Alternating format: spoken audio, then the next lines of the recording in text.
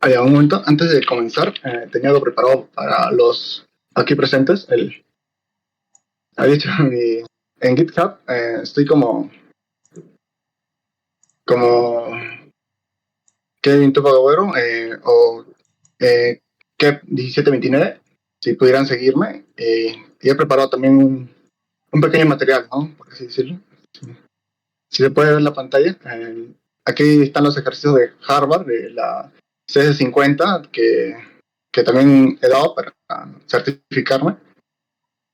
Habrá como 38 ejercicios de 40. De ahí están una práctica que he realizado para ustedes, para los que están presentes, de no sé cuántas líneas será, pero tengo ejercicios, problemas que he creado y he puesto a ustedes también para los chicos. Y por último, un pequeño libro de 50 páginas donde explico Python, ¿no? Explico Python y cómo instalarlo, y cómo ejecutar en un instalador Linux también, ¿no? Un poco de teoría y se ve, ¿no? Todas las partes, ¿no? Lo que se va a hablar mayor. Hoy día lo que voy a explicar va a ser hasta bucles, porque ya es. Si hablara más de funciones, hablara más de estructuras de datos, ya sería una clase ya de 8 horas, ¿no? Pero ahorita me proyecto a 2 horas de clase, ¿no? Allá el material, está en mi. Aquí está. Lo voy a pasar por TikTok. No sé si. O si no, le paso a Danilo y a Danilo les pasará a ustedes. Ya, yo le pasé a Danilo Voy a para pasar que puedan practicar. disculpa Kevin. Amigos, el LinkedIn y su GitHub lo voy a pasar en el grupo de WhatsApp. Si es que desean ahí unirse, el link para que se unan al grupo de WhatsApp está en mi perfil. Continúa, Kevin. Y ya. Ahorita entonces comenzamos con la clase. Pensando como programador, introducción a la lógica de programación y utilizando Python, ¿no? Mi nombre es Kevin Topagüero. Ahorita estoy cursando el 9º ciclo de la carrera de Ingeniería de Software en la Universidad Nacional de San Marcos. Y comenzamos. Sí, en la introducción sería como, ¿alguna vez has puesto a pensar qué realizamos en la vida cotidiana, desde comer hasta armar un cubo de Rubik, por así decirlo, usando nuestro pensamiento, nuestra lógica, nuestros sentidos, ¿no? Para poder realizar un problema. Pero ¿qué pasa cuando esta parte física lo queremos pasar a la parte computacional? ¿Cómo lo traducimos, ¿no? O cómo pensamos para resolver estos problemas? Bueno, el objetivo de esta clase es el brindar a los estudiantes fundamentos de programación, ¿no? Lógica, ¿no? Y utilizando la herramienta Python, ¿no? En sí, no voy a dar mucho de Python, más va lógica, pero sí un poquito, unas pinceladas de Python, para que puedan ver que no es tan difícil. Y los objetivos serían fomentar la habilidad de análisis y resolución de problemas, construir bases sólidas en Python que permitan a los estudiantes continuar aprendiendo con conceptos más avanzados de programación. O sea, ya te daré las bases en Python. Luego ya tú, por tu cuenta, tendrías que ya fomentar tu aprendizaje continuo, ¿no? Con la base que te da, ¿no? Y ayudar a los estudiantes a comprender la importancia del pensamiento lógico y estructurado, ¿no? Para la solución de problemas, ¿no? Luego explicaré ya. En sí, ya pasamos con la primera parte, que sería la experiencia, ¿no? Desde que nacemos hasta la actualidad, hasta la edad que tengamos ahorita, nosotros nos caracterizamos porque estamos a cada momento aprendiendo, a recibir información, desde la parte motora, habilidades sensoriales, habilidades motoras, ¿no? Y esto que nos ayuda a obtener experiencia, ¿no?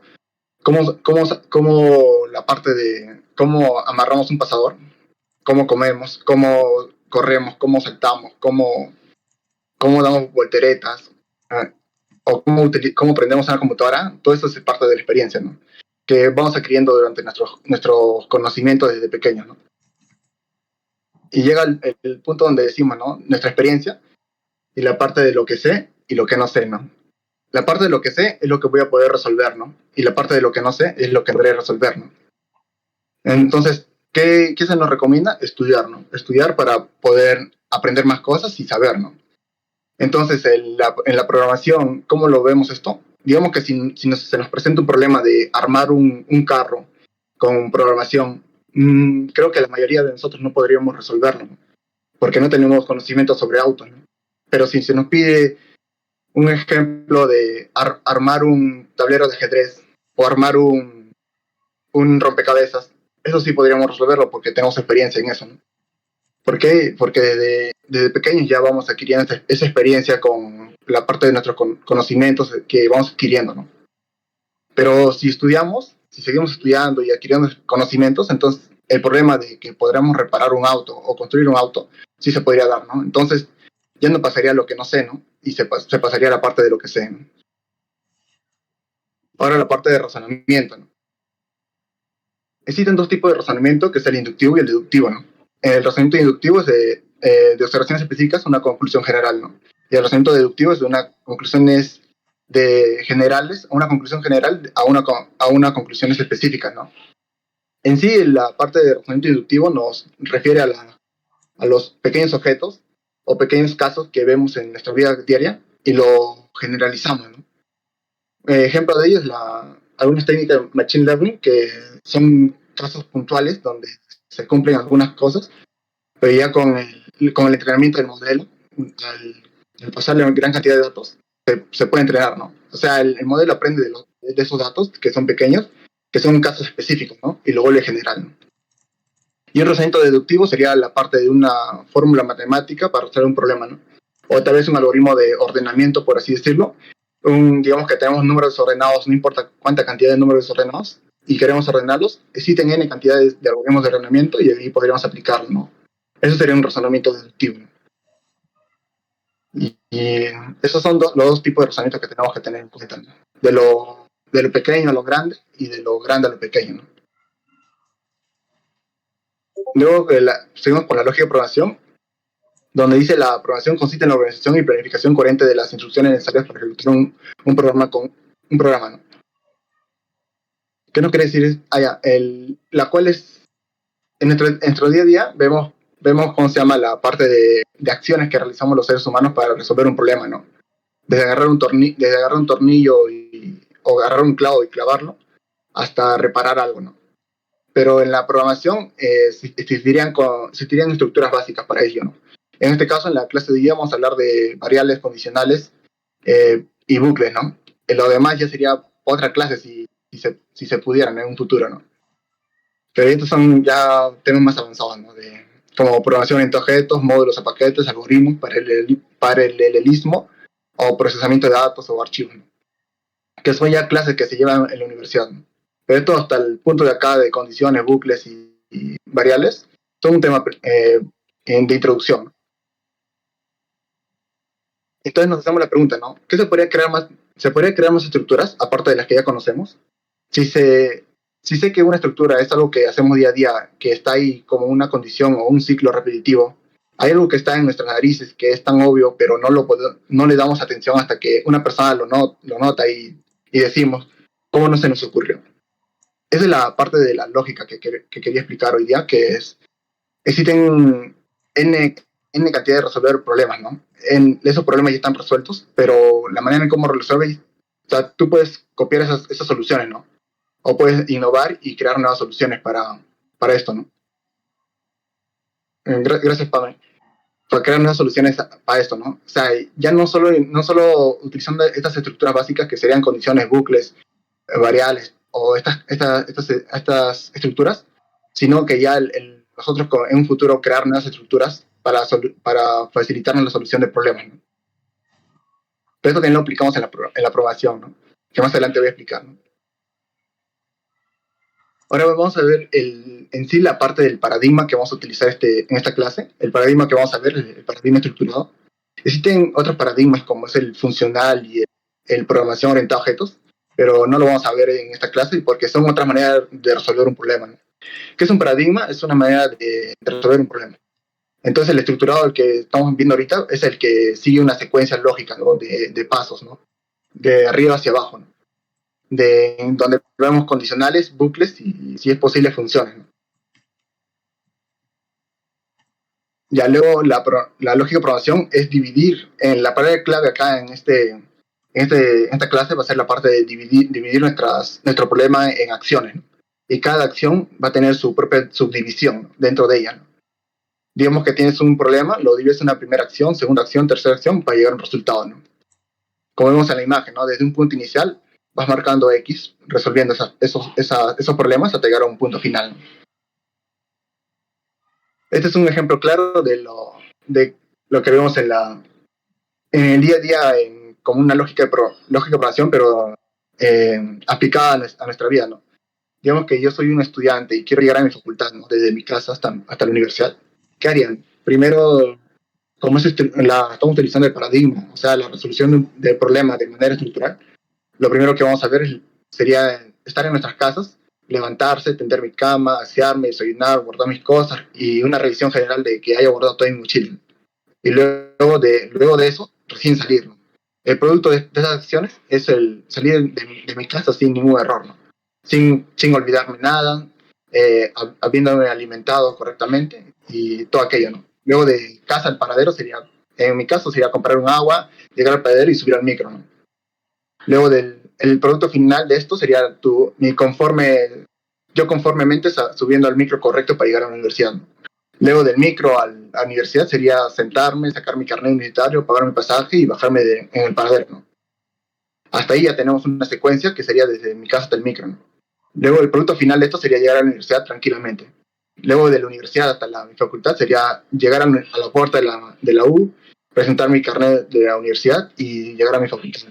En total, desde mi casa hasta mi universidad he hecho toda esta secuencia de pasos, pero lo he dividido en 4 partes para orientarme en lo que quería hacer en cada parte, ¿no? En mi casa, de casa al paradero, de micro a la universidad y la universidad hasta mi facultad, ¿no?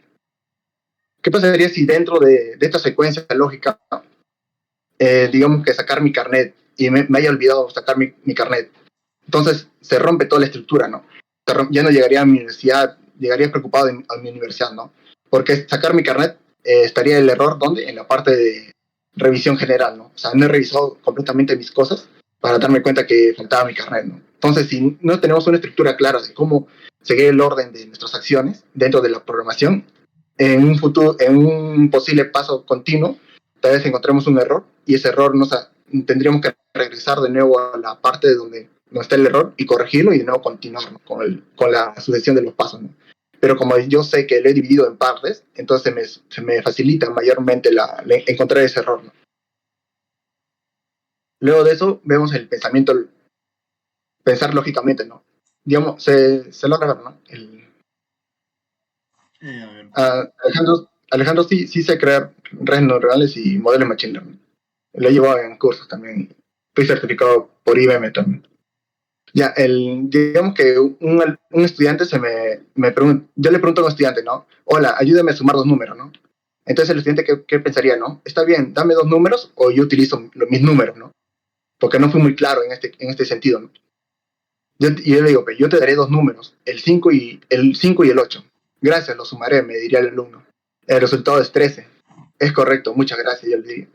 Entonces el alumno que hizo fue primero pedirme 2 números, o si él utilizaría 2 números, ¿no? Luego fue a sumarlo, ¿no? Y él se pone a pensar, ¿no? Si tengo 5 y 8 y lo sumo, sería 13, ¿no? Pero ¿cómo haría para hacer un programa para que Kevin pueda sumar 2 números, ¿no? Entonces, en la casa yo me he puesto como personaje dentro de la diapositiva. Entonces, luego sería por método de rejilla y paso por hiperparámetros, Alejandro. La parte de características más relevantes dentro de un modelo sería la parte de escoger hiperparámetros, entrar en tu modelo y revisar revisar cómo se llama la calidad de ese modelo, ¿no? Y seguir intentando, ¿no? Mediante paso de hiperparámetros, encontrar un buen hiperparámetro que se ajuste a tu modelo, ¿no? Ya, luego continuando Sí, la explicación. Kevin, Aunque no sepas programar, Kevin, sorry que te interrumpa. Amigos, las preguntas teóricas al final, pero si no, Kevin se me va a desconcentrar de la clase. Tranquilos que yo las anoto y todo, ¿no? Al final de la clase ahí le meten las preguntas teóricas. Si es que durante la explicación, si hay algo que queda duda, normal, háganla y ahí Kevin la responde. Pero si es teórica, para el final de la clase, para que Kevin también no se desenfoque, pues. Dale. Sigue, amigo. Disculpa. Ya bueno, digamos que no sabemos nada de programación, no sabemos programar, no sabemos ningún lenguaje de programación. ¿Cómo resolveríamos este problema de que yo quiero sumar dos números, pero utilizando la lógica, ¿no? Aunque no sepamos programar, puedes aplicar lógica básica, ¿no?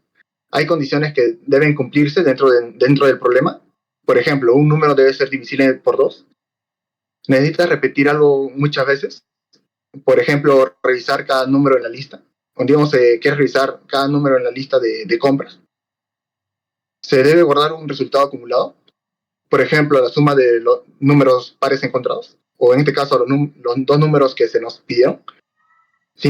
Ya con esta lógica básica de que podemos ver día a día nosotros, podemos resolver este problema, ¿no? Que es sencillo en sí ahorita, ¿no? Pero luego de la clase vamos a poder resolver problemas más complejos, ¿no? En sí, con lógica básica de preguntarnos, porque eso es lo que hace el ser humano, ¿no? Preguntarse día a día, ¿no? Preguntarse, razonar, ¿no? ¿Qué voy a hacer hoy, ¿no? Digamos, el pensamiento de nosotros los humanos sería, utilizando la filosofía, sería utilizar nuestros conocimientos para pensar y resolver nuestros problemas, ¿no? Como, ¿qué voy a hacer hoy día? ¿Qué voy a estudiar hoy día? ¿Qué libro voy a leer hoy día? ¿O por qué tengo que hacer esto? ¿O por qué no tengo que hacer esto? ¿Es bueno? ¿Es malo hacer esto? Ahorita no vamos a tocar temas éticos dentro de la programación, porque hay temas éticos dentro de la programación, como no hacer programas maliciosos o no hacer un programa de, que extraiga información relevante de personas, ¿no? Eso ya serían temas éticos, ¿no?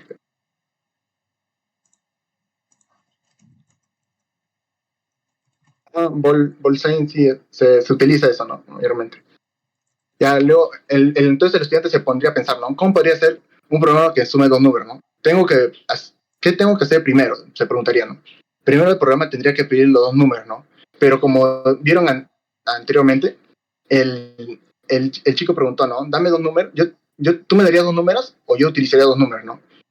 Entonces ahí el chico se pone a pensar, ¿no? Entonces el profesor Kevin va a tener que darme dos números, ¿no? Entonces yo tendría que pedirle el primer número y el segundo número, ¿no?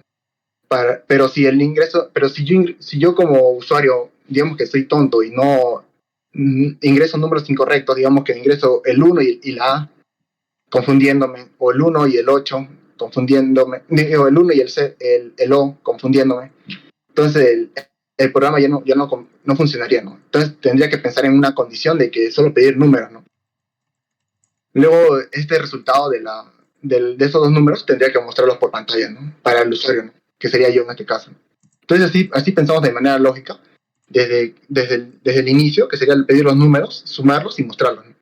Pero sin saber programar, se podría realizar, ¿no? Luego, acá ya el pensamiento lógico sería pedir dos números, usar el primer número, pedir al usuario el primer número, validar el número, ¿no?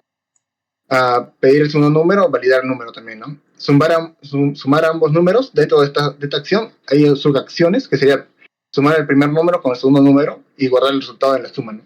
Y por último, mostrar el resultado de la suma, ¿no? ¿Y qué esto sería nuestra lógica, ¿no? Aplicada al problema, ¿no? Pero esta es lógica muy, muy básica, ¿no? Muy simple. Pero ya luego con la explicación vamos a ver que vamos a poder resolver problemas más complejos, ¿no? Voy a utilizar el programa de mi alumno, digo, ¿no? Entonces, el programa me diría ingresa el primer número, porque es directa la parte del programa hablar con el programa sería de forma directa, ¿no? O sea, como tú le hablas a una computadora es de forma directa, ¿no? Sin ambigüedades, ¿no? Así decirlo. Ambigüedades es decir que no haya errores en la contextualización, en la forma de explicarle algo, ¿no? Dentro de un programa, ¿no? Porque el programa lo que entiende es el número en sí, ¿no? Porque yo estoy pasando un número y el programa lo va a codificar en ceros y unos, ¿no? El programa solo lee ceros y unos, ¿no? Pero si yo le pusiera, en vez de 12, pusiera el número que quiero que sumes es 12 y 13, el programa guardaría toda esa información en una variable y no sabría, ¿no? El número que quiero que sumes es 2 y 13 y todo eso lo pasaría a ceros y unos y al final el programa daría error porque no sabría a la hora de sumarlo, daría un error, ¿no? Porque no encontraría las dos variables enteras dentro de esa variable, ¿no? Por eso yo le estoy pasando el 12, ¿no? Y luego le paso el 18 y al final el programa me da el 30, ¿no? Como resultado, ¿no? Basándonos en la lógica del alumno, ¿no? Y con eso ya hemos visto la parte de pensamiento, la parte de lógica aplicada a problemas, ¿no? Ahora vamos a ver problemas para ir resolviéndolos, ¿no?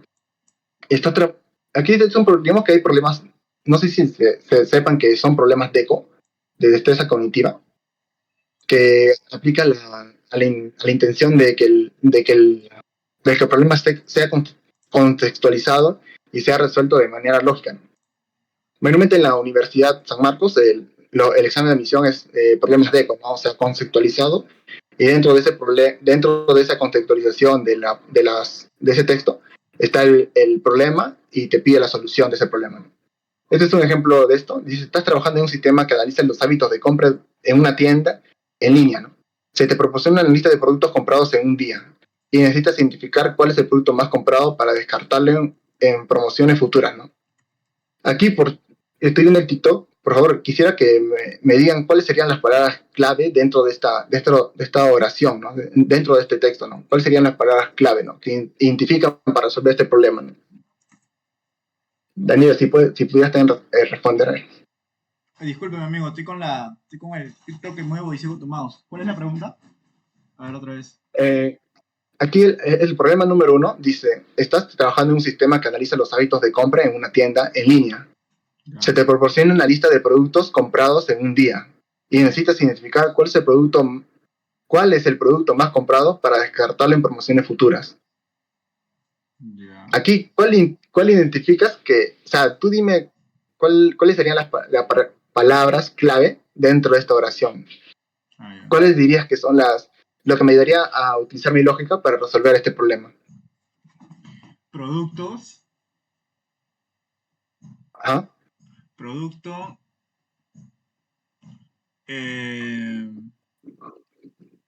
Producto y día. Serían para mí las ¿Seguro? palabras. Sí, me quedaría con producto y con día. Dice hábitos de compra. Ah, bueno, también hábitos de compra. ¿Palabras o oraciones puede ser? ¿Palabras y razones? Mm. Pero Lista no, de... digo, no solo una palabra, sino un conjunto de palabras, ¿no? Una Ya. oración, un pequeño texto. Lista de productos y hábitos de compra. Me quedo con esos dos. Y también con día. Ya, ok. Ajá. Pero, ¿qué te pide buscar acá? Los productos más vendidos en un día. Ya, y se te viene en la mente cómo resolver esto sin programación. Sin Digamos que información. en tu día a día, ¿cómo lo resolverías? Digamos que utilizando una hoja o utilizando una hoja, ¿cómo resolverías esto utilizando una hojita y Vería, lápiz, ¿no? podría ser lo que tengo y versus lo que ya no tengo al final del día. O sea, si tengo 100 no sé, 100 botellas y al final del día me quedo con 10 nada más y veo que a diferencia de los demás, este producto me he quedado con menos cantidad, es porque más se ha vendido. Me iría por la Ajá, cantidad que me queda al final del día. ok. Entonces, siguiendo con el problema, sería esto, ¿no? Se te proporciona una lista de productos comprados en un día, ¿no? Y lo que te pide resolver, lo de amarillo, el producto más comprado, lo que te pide buscar, ¿no? Para descartarle en promociones futuras. Así sería o sea, de todo el texto que has visto, esas 3 líneas, lo importante son los de azul y los de amarillo, ¿no? Se te proporciona una lista de productos comprados en un día. Es la entrada y la salida es el producto más comprado, ¿no? Ah, bueno, sí. Bacana. Entonces, así tendrías que pensarte, ¿no? O sea, como pensaste ahorita, tendrías que pensar para otros problemas, ¿no? Porque vamos a generalizar todos los problemas en esta clase, ¿no? Ya, luego de identificar el problema, ¿qué se te viene a la mente, ¿no? Ya si quisieras resolverlo de manera computacional, ¿no? De manera computacional, se me viene a la mente Ah, se me viene a la mente hacer una lista de inventarios. A ver, contar las veces que aparece cada producto, claro.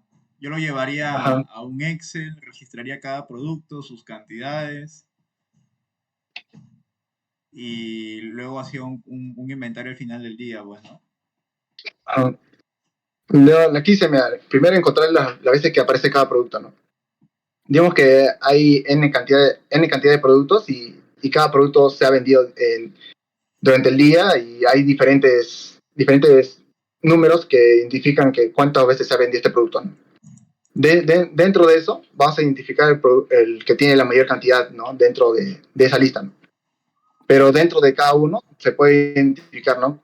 Contar las veces que aparezca cada producto sería como para encontrar producto por producto. ¿Cómo iría, o sea, cómo le pediría al programa que vaya producto por producto? O cómo están almacenados esos productos, ¿no? Digamos que no están en un Excel, o están en un documento Word, o están en un PDF. ¿En dónde están almacenados, no? Porque los tengo que sacar de algún lado, ¿no? Luego del punto 2, encontrar el que tiene la mayor cantidad sería, luego de contar, tendré que comparar para saber quién tiene el producto más vendido, ¿no? O sea, el programa no va a ver toda la lista, ¿no? Va a pasar lista por lista. Dentro de la lista va a pasar por producto, y va a tener que encontrar dentro de esa lista el producto mayor vendido, ¿no? Entonces ahí sería la comparación de los productos más vendidos, ¿no? Y al final sería mostrar el producto más vendido, ¿no? Pero dentro de cada uno sería aplicar tu lógica, ¿no? Tu lógica de cómo resolver este problema, ¿no? O sea, porque estoy dividiendo, ahorita lo que hice es dividir el problema en partes, ¿no? Luego otro ejemplo sería este, ¿no? Otra vez, Danilo, a ver, ayúdame con este problema. A ver, amigo. La gente también me critica, la gente me ha dicho no leas. Les he dicho, estoy viendo TikTok, estoy viendo OBS, que se grabe bien todo. Ya, a ver, amigo, vamos. Me arriesgo. Me arriesgo a... La dice, Sí, amigo, sigue. allá, Guru Kepper me dice, ¿y qué pasa si más de un producto impacta en lo más vendido? Es que depende del problema que te mencionen, ¿no? Aquí dice, ¿cuál es el producto más comprado, no? Podrías pedir al que te dijo el problema que especifique mejor, ¿no? O podrías decirle los problemas que encontraste dentro del problema que te mencionó, ¿no? Digamos que hay 3 productos que son más comprados, ¿no? Entonces yo le podría decir, ¿no? He encontrado 3 productos más comprados.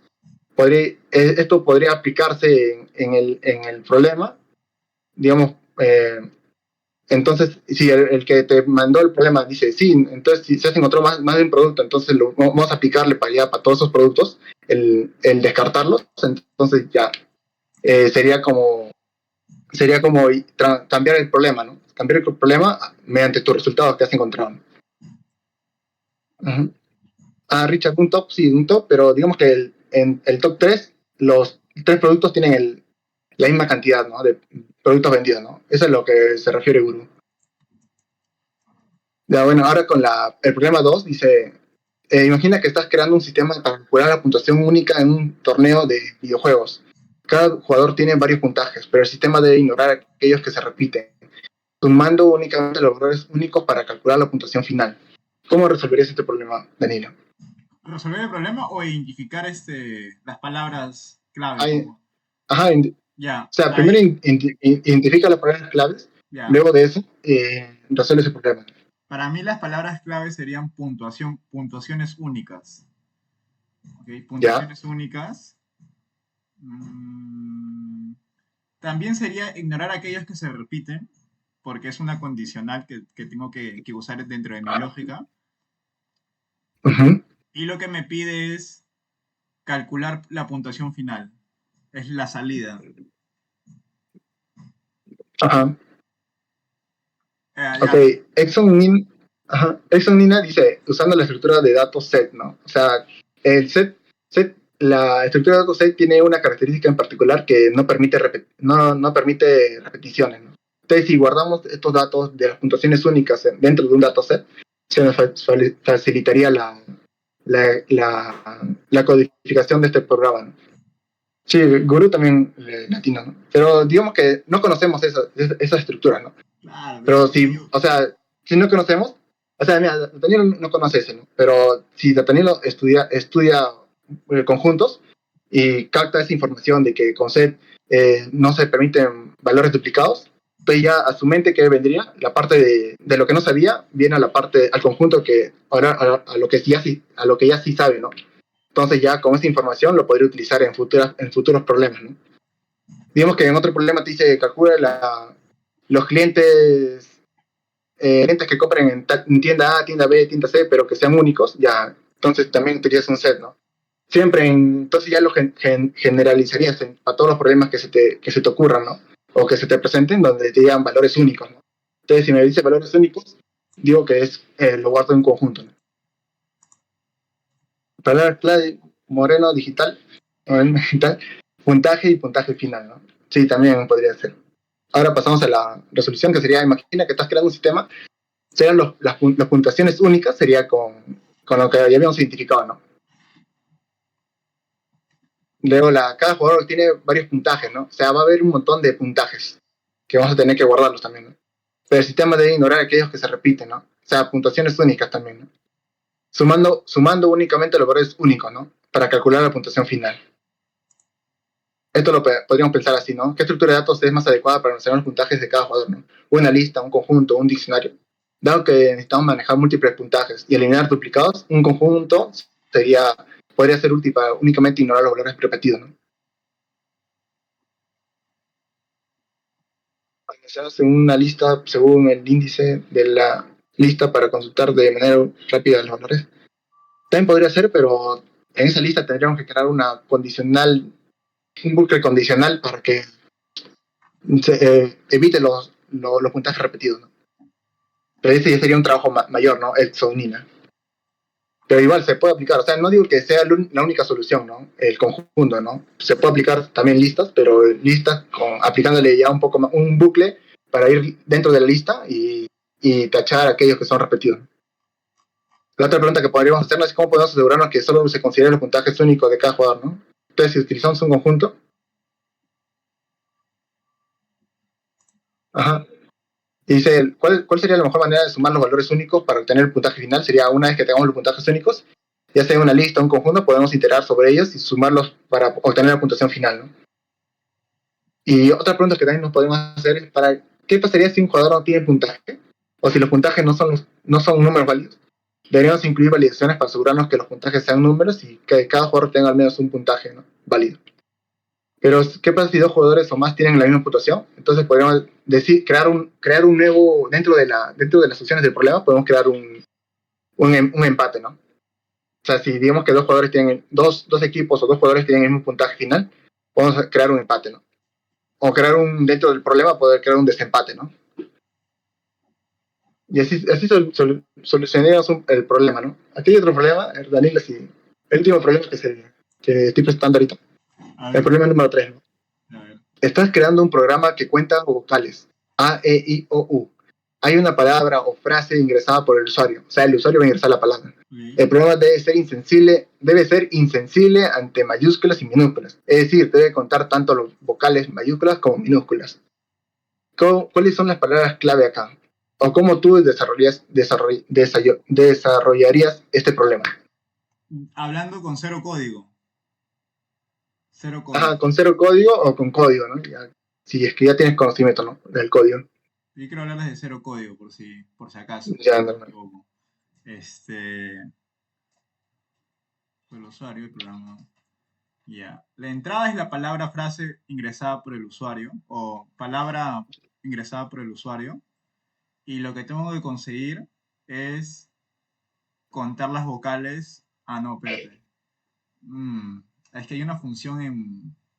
Tamar, estoy pensando con mi mente de SQL y de Excel para solucionar esto. A ver, espérate. Insensible a las mayúsculas y minúsculas. Ahí la condicional es. No. Ya, la salida para mí, amigo, sería contar las vocales en mayúsculas y minúsculas. Pero yo estoy que pienso en formatos SQL, amigo, discúlpame. No, pero digamos que tu primito te da una oración o una palabra y tú cuentas. Digamos que no entiendes su letra, no entendería su letra de tu primito, pero sabes identificar cuáles son mayúsculas y cuáles son la A, cuál es la E, cuál es la I, cuál es la O, cuál es la 1. Sabes identificarlo, ¿no? Digamos que tu primito te da una palabra, ¿no? Danilo, digamos, ¿no? Ya. Y te lo escribe feo, ¿no? Ya. Y no sabes identificar, ¿no? Mayúsculas y minúsculas, ¿no? Entonces, identificarías las palabras, la A, la I y la O, ¿no? Danilo, ¿no? Ajá. Entonces, y luego los contarías, ¿no? Que serían 3, ¿no? Claro, primero identifico las vocales y luego las cuento. Y las cuento, ¿no? Nada más. Identificar Porque vocales dice que y aquí contar tiene vocales. que ser. Ajá. La Eso, condición. problema. me los inventé. Moreno Digital, esos programas me los inventé. Esta clase de acá lo dicté hace 3 semanas a un semi-senior Joao. No sé si está Joao acá en la clase, pero le dicté de forma privada ya la clase, ¿no? Claro, ¿Está Joao o no? En Python ya sería no, yo creo que sí está, acá me aparece. Este, claro, ya en Python ahí está, mira, Andrés Yoao, a quien le enseñó lógica de programación. De Joao es semi-senior, bueno, El, semi-senior creo que es, el o senior. contador en Python, ¿no? Ajá. Claro, recorre la cadena de un string. Claro, y el contador. Ajá. Dice usar una expresión regular y una variable que incremente un contador, que encontrar un carácter, ¿no? Sí, también pueden utilizar, Nicolás. Pandres Dev dice recorrer el string y un contador y analizar cada letra con un regex, ¿no? Ajá, también. Eso también veremos en el Bucan. Diego Sánchez, eso de. No, es Se esa explicará parte, más tarde. esa parte, digo, esa Esa parte. parte. Pero puede Este es ser, ¿ah? como una pequeña. Este es como una pequeña introducción antes de que comiencen su clase, ¿no? Creo que mañana comienza, ¿no? Sí. Ya, si mañana comienza ya esto, con esta base, si no saben programar, entonces, o si tienen dificultades, digamos que ven un problema y se les nubla la mente, ¿no? Se les nubla la mente de cómo resolverlo, ya tendrían que revisar la clase y con las palabras clave que he dicho hoy día, que es de dividir el problema en partes, cada parte subdividirlo si es que se puede, y cada subdivisión resolverlo, ¿no? Con lo que ya sabes de tu experiencia previa, ¿no?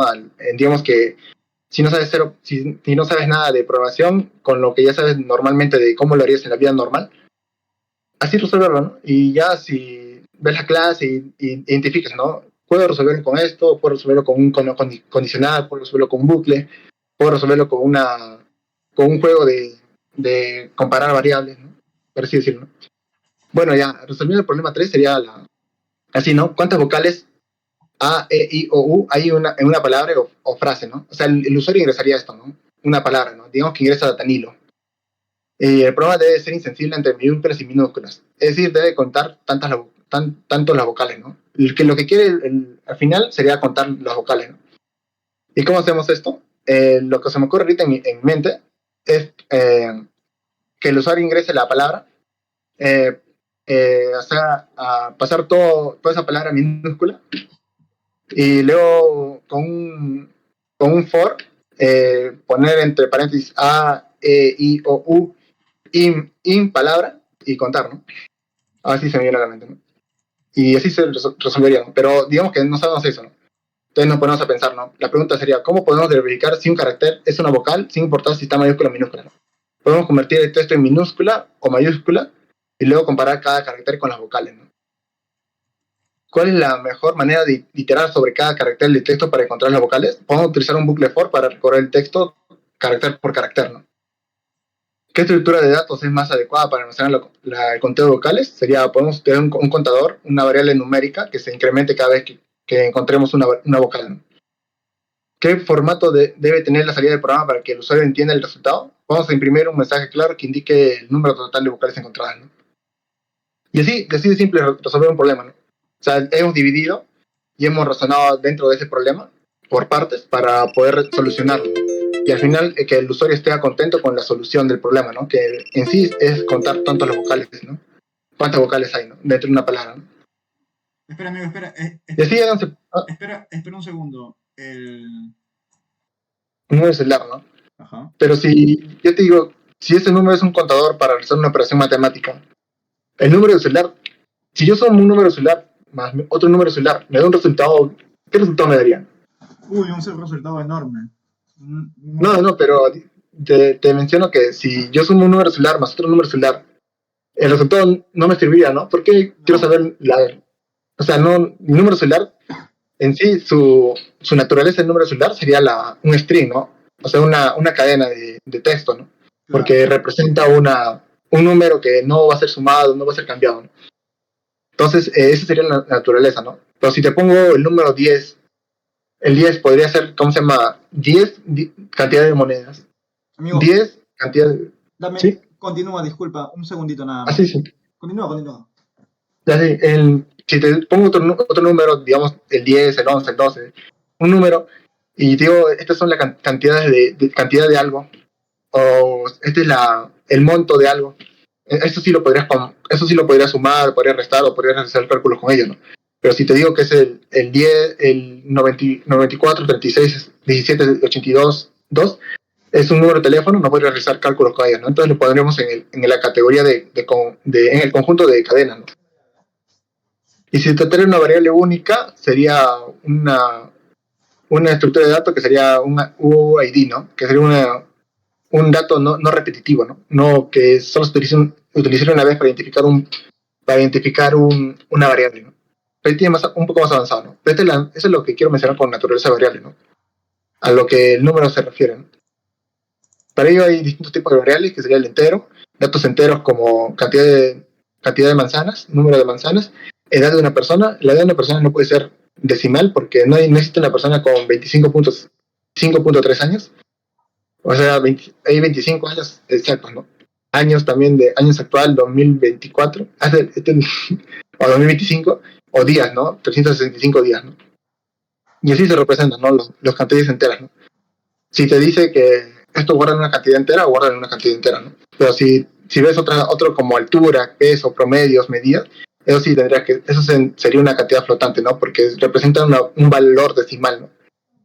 Como metros, kilómetros, promedio de calificaciones o valor de pi, ¿no? Que es una medida, ¿no? Y carácter, que sería el código ASCII, que sería símbolos, ¿no? Como A5 y asterisco, ¿no? O aquí en la imagen que se ve, que sería cualquiera de estos, ¿no? Que representa un código ASCII, ¿no? ¿Se entendiste, no? O sea, normal, ¿no? O sea, lo básico. La naturaleza, ¿no? De un número sería para qué se está utilizando, ¿no? Esa variable, ¿no? No solo número, sino que también carácter. Si ejemplo de ello, digamos que cantidad de personas sería entera, ¿no? Peso de un grupo de alumnos sería flotante, ¿no? Porque está sumando decimales, ¿no? Puntos decimales, ¿no? Promedio de algo sería siempre toda acción que sea de división te da un resultado de flotante, ¿no? Medidas también serían, ¿no? Medidas de una distancia, ¿no? Luego pasamos a las cadenas, que serían cualquier palabra, oración o texto sin sentido, ¿no? Como welcome, welcome me, y así, ¿no? O oraciones como todo el texto de Gallinazo sin plumas, el libro de Gallinazo sin plumas, o todos los libros de Gabriel García Márquez, ¿no? Por así decirlo, ¿no? Todo eso entraría dentro de una cadena o string, ¿no? Y un booleano sería un verdadero y un falso, ¿no? Ya con eso tenemos claro qué son las variables, ¿no? Normal, ¿no? No creo que haya problemas aquí.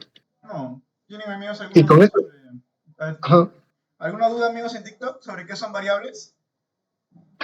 porque No. luego estas variables van a utilizar, buenas prácticas de programación será utilizar las variables correctamente. ¿Cómo guardas una variable cómo guardas un valor dentro de una variable? O sea, digamos que si guardas cantidades de personas dentro de un float sería un error, ¿no? Porque no estás respetando la naturaleza de la variable. Aunque se podría guardar, pero, o sea, hay que tener conciencia de programación, de que estamos programando bien para que no haya esos errores, ¿no? Porque digamos que si estás programando C++, guardar un valor en float ocupa más espacio, ¿no? Por así decirlo, ¿no? O sea, pero mayormente vamos a programar en Python, ¿no? Y ahora pasamos a la parte de condicionales. ¿Cómo entender las condicionales, no? En este caso vamos a utilizar una variable nomás. El sí y el else, ¿no? Digamos que números positivos y números negativos, ¿no? En este caso, si n, el número, es mayor a 0, es positivo, ¿sí o no? ¿Cierto, no, Danilo? Sí. Pero hay lo contrario a positivo, Negativo. negativo, ¿sí o no? ¿Hay más opciones? ¿Un número puede ser positivo, negativo y algo más? ¿O No. no? Ya, entonces el conjunto, nuestro universo sería ese, ¿no? Tú tienes que pensar tus condicionales de esa manera, ¿no? En forma de conjuntos. En que cuántos casos hay, ¿no? Digamos que solo hay dos casos en este caso hay dos casos. Entonces sería de números positivos dentro del conjunto verde y números negativos. Aquí me equivoqué. No, sí, también. Números negativos sería fuera del conjunto, ¿no? Entonces solo hay dos casos, ¿no? Y así como se piensan las condicionales, ¿no? Pero otro ejemplo, con otra variable, digamos que A puede ocupar distintos valores. Digo, X puede ocupar distintos valores. A, B, C y D, ¿no? Si A puede ocupar solo esos cuatro valores, ¿puede ocupar otros valores, Danilo? Sí. A, ¿cómo? Disculpa. Si A solo puede ocupar A, B, C, no digo, si X solo puede ocupar A, B, C y D, ¿puede ocupar otros valores? No. Ya, entonces así es como se representaría, ¿no? Así sería nuestro conjunto, ¿no? Así como tendríamos que pensar nosotros. Nota, este es el caso de una variable, ¿no?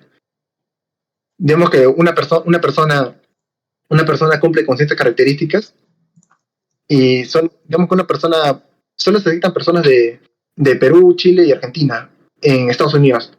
Si no eres de esos países, entonces serías un ELS, ¿no? Creo que alzamos la mano. Sí. ¿Cuál es su pregunta? ¿En dónde? No, ¿En Discord en no? Discord. Allá, no, entonces continúo. Ya, eso sería la manera de cómo tenemos que pensar en conjuntos, ¿no? Que hay nuestro conjunto es cerrado y no hay más, ¿no? Y el ELS representaría todas las posibilidades que no se están tocando, ¿no? Luego, así sería el conjunto dentro de donde si hubiera más variables, ¿no? Conjuntos, conjuntos que, conjuntos que cumplen con una condición en sí, la intersección, conjuntos que no cumplen con condiciones iguales, que sería que no están intersectados, o conjuntos intersectados, ¿no? Como A y D, que son conjuntos que intersectan. O sea, hay dos variables que cumplen con la misma condición, ¿no? O D y E, hay dos variables que no cumplen con ninguna de las, que cumplen con sus condiciones por separado, ¿no? Así sería un caso de conjuntos, Sí, amigo, sigue. pero aplicado a las condicionales, ¿no? Aplicado a las condicionales, ¿no? Luego la parte de condicionales, ¿no? No lo ves en pantalla, ¿no? Ya, en este caso, escribe un programa que solicite al usuario la edad y determine en qué categoría se encuentra, ¿no? Así como los resolvería con conjuntos de la siguiente manera, ¿no? Se nota el conjunto ahí abajo, ¿no? Ya, El conjunto azul, rojo y naranja, ¿no? Que decía, representa que representa claramente la condicional, ¿no? Que se nos pide arriba, ¿no? ¿quieres que lea el conjunto que dice de si una variable es mayor a No, 6 no, pero menor a 13?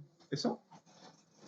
no, digo que, o sea, el conjunto de acá representa las condicionales de arriba, ¿sí, no? Sí, es verdad.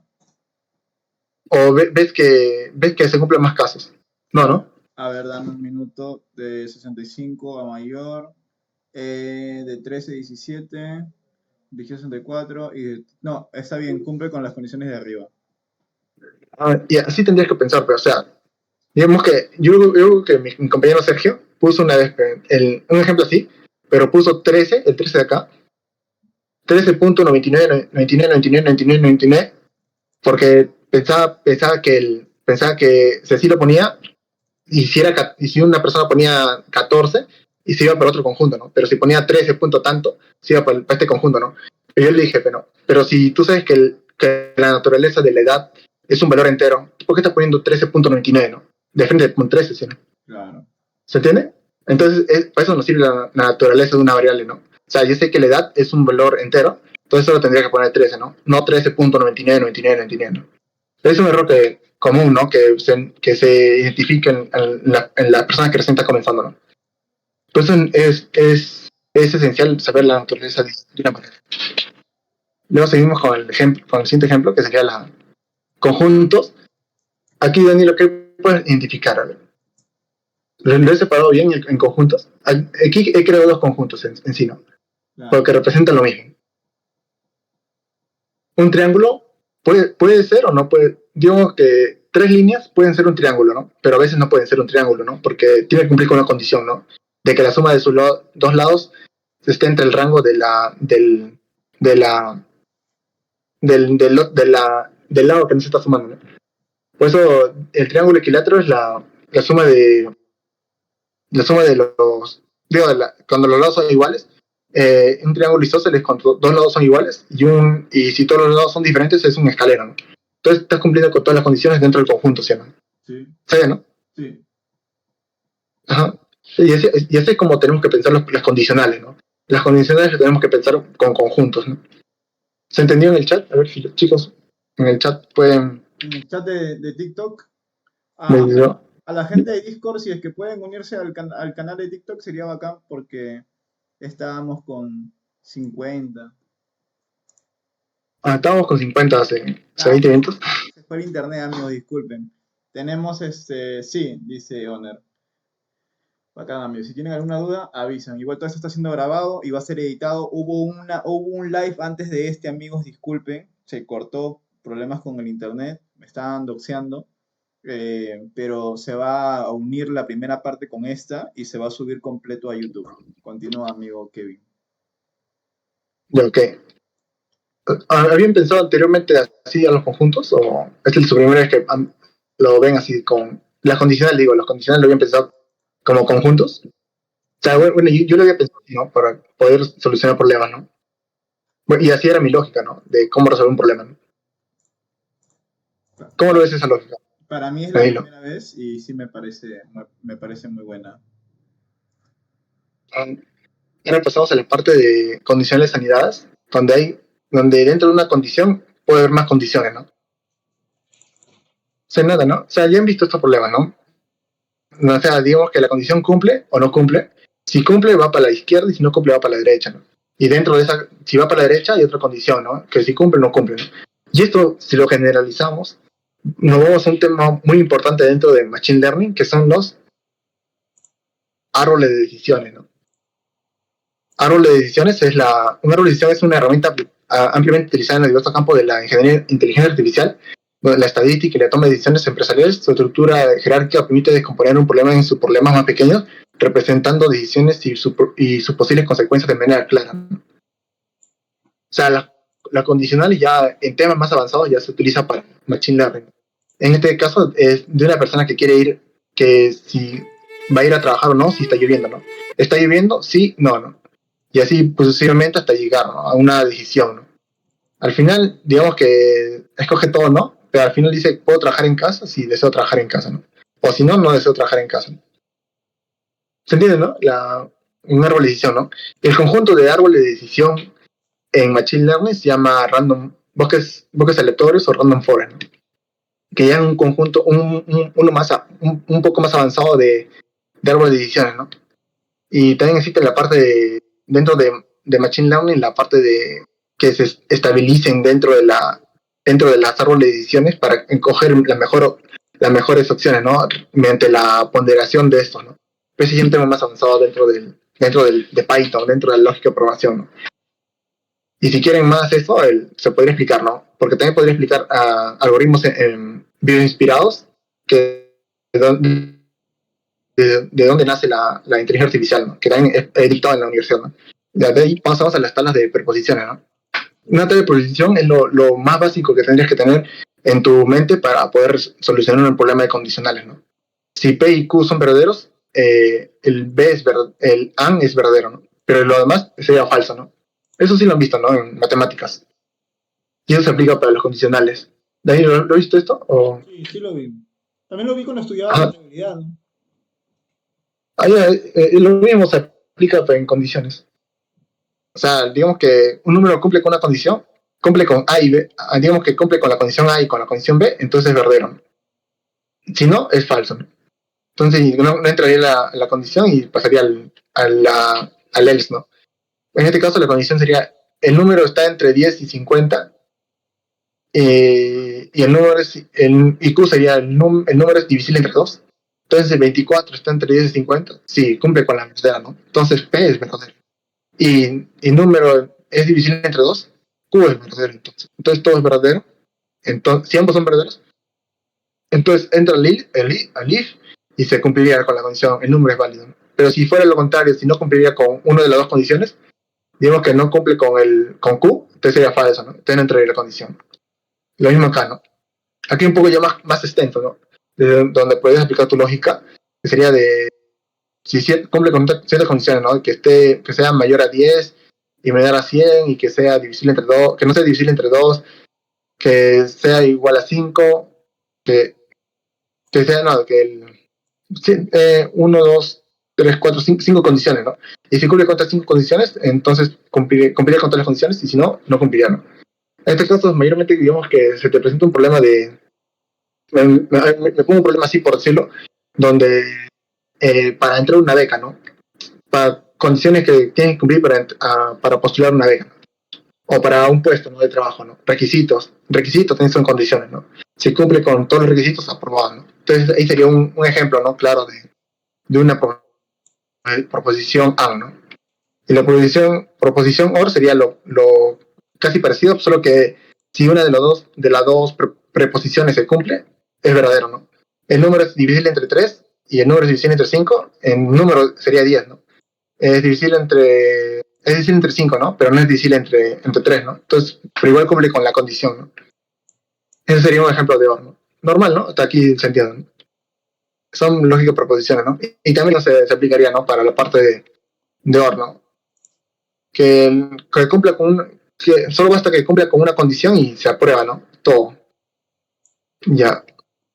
Y pasamos a la parte de negación, donde digamos que en negación sería la ley de Moore, donde si P es verdadero, su negación sería falso, ¿no? Y si P es falso, su negación sería verdadero. Donde en código sería lo siguiente, ¿no? Digamos que determina si un número es par, pues, o no. P es par y no P sería número impar, ¿no? No, aquí así sería, ¿no? Pero digamos que sería, otro ejemplo sería si es mayor de edad, ¿no? Si es mayor de edad, es true, ¿no? Una persona mayor de edad, su condición sería que sea mayor de 18 años, ¿no? Entonces, si entra acá, si no es mayor de edad, entonces sería falso, ¿no? El not lo transforma el true en falso, ¿no? Entonces, la persona no es mayor de edad y te mostraré esto en pantalla, ¿no? Y lo contrario sería la persona si es mayor de edad, ¿no? Estos casos son para negaciones, mayormente para cortar código, o yo lo veré más adelante, ¿no? Sí, supuestamente, ¿no? En las clases que se dictarán mañana. Iteración, ya ahora pasamos a la parte de iteraciones. Aquí vamos a ver 3 puntos importantes: iteraciones, acumulables y contadores, ¿no? En iteraciones es un iterable cualquier objeto en Python o otro lenguaje de programación que puede ser recorrido o iterado, es decir, un objeto sobre el cual se puede realizar ciclos, ¿no? Digamos que mañana vamos a tener Cuidado. no se puede decir la palabra, sí. No se puede decir la palabra, pero mañana otra clase. Con un tal profesor Liner que también me va a enseñar Python. Continúa, amigo. Ya, la cosa es que aquí los iteradores nos sirven para ir de punto por punto, ¿no? Ejemplo visual en nuestras mentes, digamos que una persona que recorre distintos países durante un año, ¿no? Ha iterado por todos los países, por así decirlo. Pero en lógica, en programación sería así, ¿no? Dentro de una lista llamada frutas, iterar por fruta sería ir de manzana, luego a banana y luego a cereza, ¿no? Así terminando el bucle, ¿no? O sea, lo que representaría esto sería iterar por punto, ¿no? Porque fruta primero agarraría la palabra manzana, luego banana y luego cereza, ¿no? Y así iteraría. Eso es iterar, ¿no? O sea, pasar de un punto a otro punto, a otro punto, a otro punto, ¿no? Como el ejemplo que mencioné de visitar países, ¿no? De una persona que visita tal país, otro país, otro país, otro país, ¿no? Eso en la comunidad de Datanilo Eric, en la comunidad de Datanilo se va a explicar con mayor detalle, ¿no?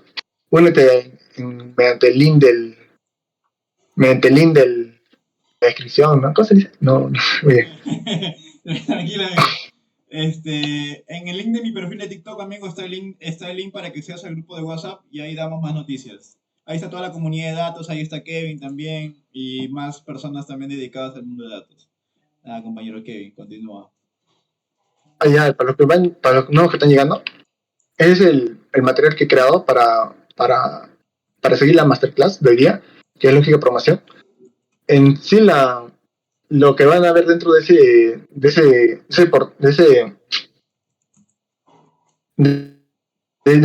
link va a ser lo siguiente, ¿no?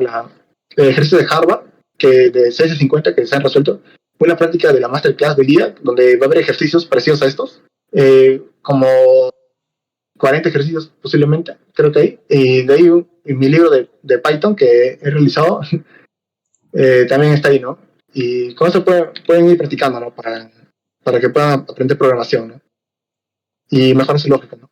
Luego, y si pueden también ver el video de nuevo de esta clase en YouTube, ¿no? En el canal de Tatanil. Ahí no, estoy saltando la... acumulables. Vamos a ver acumulables en este caso. Ya, un acumulable es una variable que aumenta su valor dependiendo de lo que se impute, se le aumente. En este caso, acumula un valor durante una ejecución de un bloque o una operación. Generalmente usa una suma, multiplicar o concatenar valores en una colección de datos, ¿no? Aquí, en la caso soy yo, o sea, me he puesto como imagen dentro de la... No soy yo, pero he puesto como una imagen que representa yo, ¿no? Y sí y los cuadritos de acá que sean como ideas, ¿no? Que mencionen ideas claves o notas claves, ¿no? Si se ponen a leer con atención, los acumuladores en el valor inicial depende de la operación que se realice, ¿no? La suma siempre se inicia en cero, ya que ese es el elemento neutro de la suma. Cualquier número sumado a cero no cambia su valor. El ejemplo de esto es el de acá, ¿no? Que dice 1, 2, 3. Hay números que son el 1, 2, 3, 4 y 5 y una suma inicializada en cero, ¿no? Y si quiero sumar los valores, iteramos, como ya mencioné anteriormente acá, iteramos y vamos sumando, ¿no? El primer valor que va acumulando, se suma la variable, como era 0, entonces ahora ocupa el valor del primero, ¿no? En la siguiente iteración se va sumando con el segundo valor, en la siguiente iteración se va sumando con el tercer valor, con el cuarto, con el quinto, ¿no? Mientras va iterando, como mencioné acá anteriormente, que es una iteración, ¿no? Y así se va acumulando, ¿no? En el caso de una multiplicación, el acumulador comienza en 1, porque es el elemento neutro de la multiplicación, ¿no? Cualquier número multiplicado por 1 permanece igual, ¿no? Aquí lo mismo, ¿no? Va iterando dentro de la lista y va multiplicándose, ¿no? Y al final te da el producto de todos los números, ¿no? El acumulador aumenta su valor en cada iteración dependiendo de la operación definida dentro del bucle. En cada paso toma un valor actual, se le suma o multiplica o modifica según el cálculo especificado. Y el resultado se almacena nuevamente en la misma variable acumuladora. Este proceso se repite hasta que el bucle concluye. Y ese sería un acumulable, ¿no? Que mayormente se utiliza para operaciones o digamos que una persona un ejemplo, digamos, una persona cuánto ha gastado durante un año, ¿no? Ahí tendría un acumulable que va sumando todos sus gastos, ¿no? Que va acumulando todos sus gastos, ¿no? O un ejemplo más claro sería de cuántos kilómetros ha recorrido un carro, ¿no? Si ves en su tablero va a haber un acumulable que sería los kilómetros, ¿no? Y cada vez que vas conduciendo, va aumentando ese kilometraje, ¿no? Y ese sería un acumulable, ¿no? Un ejemplo claro, ¿no?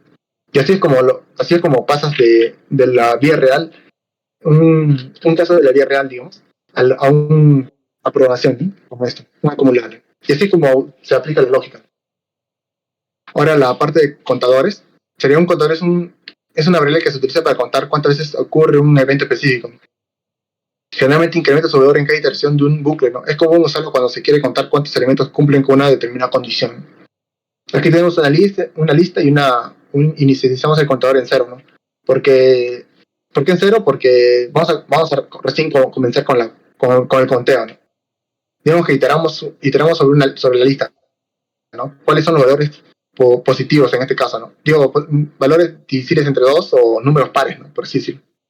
En sí, vamos a ir aumentando en 1 cada vez que hay un número par, ¿no? Pero la condición del número par es que sea divisible entre 2, ¿no? Entonces, va a ir contando, ¿no? Al final vamos a obtener que nuestro contador es 3 porque ha contado dentro de la lista, ha iterado dentro de la lista, y dentro de la lista ha obtenido que el 2, el 4 y el 6 son números pares, ¿no? Ajá. Normal, ustedes entendieron, ¿no? Que es un contador, que es un acumulable y que es un iterador, ¿no? Dani, ¿lo puedes Sí, confirmar? O en por el mi, chat, por mi parte sí, tiene amigos. En TikTok entendieron el iterador, el... ¿Iteradores cuál eran los demás, amigos? acumuladores y contadores.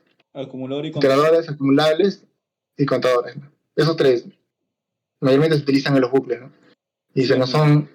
son importantes, ¿no? Para poder realizar cualquier operación o cualquier cálculo, ¿no? Y mayormente y cuándo utilizarlo, cuándo no utilizarlo, eso ya depende de tu lógica. Pero está claro la diferencia, ¿no? Cuando se quiere iterar, cuando se quiere acumular algo, o cuando se quiere contar algo. Ya, ahora pasamos a la parte de bucles. Vamos a ver primero el bucle. Ajá, esto sería un contador, Andrés. Podría, o sea, mira, digamos que eso de Andrés, mejor no lo digo. O sea, digamos que pues datos, puedes entrenar un modelo entrenar un modelo que lea los mensajes de WhatsApp y que entienda los mensajes donde se aplica ese caso, ¿no? Y ir contando cuántos casos se cumplen, ¿no? Dentro del modelo, ¿no? Y si te fue o no fue, ¿no? Entre un iterador y una lista, ¿qué ventajas te da un iterador? Junior Smith dice eso, ¿no? Dentro de una lista, o sea, para pasar por los valores dentro de la lista, sí o sí vas a tener que utilizar un iterador, ¿no? Para entrar por cada valor, ¿no? O también puedes utilizar el índice dentro de este, ¿no? Porque comienza desde 0, 0, 1 y 2, ¿no? Así, ¿no? Entre un iterador y una lista, ¿qué ventajas de iterador? Si puedes especificar tu pregunta, sería chévere, pero el iterador nos sirve para avanzar dentro de la lista, ¿no? Iterando uno por uno, ¿no? Como se muestra acá al lado derecho, ¿no? Primero fruta comienza con manzana, luego itera a la siguiente y llega a banana, y luego a la siguiente iteración llega a cereza, ¿no? Y en el primo muestra, ¿no? Lo que es manzana, banana y cereza. Dice, ¿qué dice? ¿Cuándo usar un for y cuándo un while? Ahí ahorita voy a explicar eso. Ya dentro de bucles encontramos el bucle while, que utiliza para ejecutar repetidamente un bloque de código mientras se cumple una condición específica. Y obviamente cuando no se sabe cuántas veces se necesita iterar, ¿no? La palabra clave acá es ideal cuando no se sabe cuántas veces se necesita iterar, pero sí se sabe la condición que debe cumplirse, ¿no? Esa sería la palabra clave en un bucle while, ¿no? La ideal cuando no sabes cuántas veces necesitas iterar, pero sí sabes la condición de que debe cumplirse, ¿no? La forma de un bucle while es la siguiente, ¿no? Un while y una condición y dos puntitos y dentro de esto la acción, ¿no?